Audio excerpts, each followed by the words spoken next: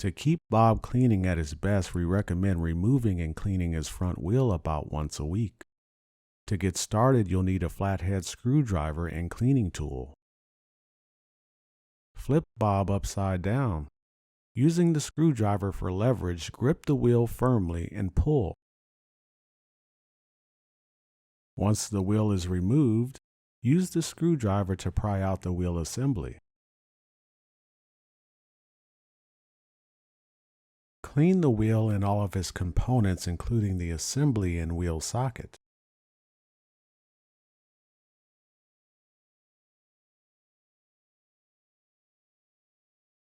Replace the wheel assembly when done. Press down to lock it onto Bob.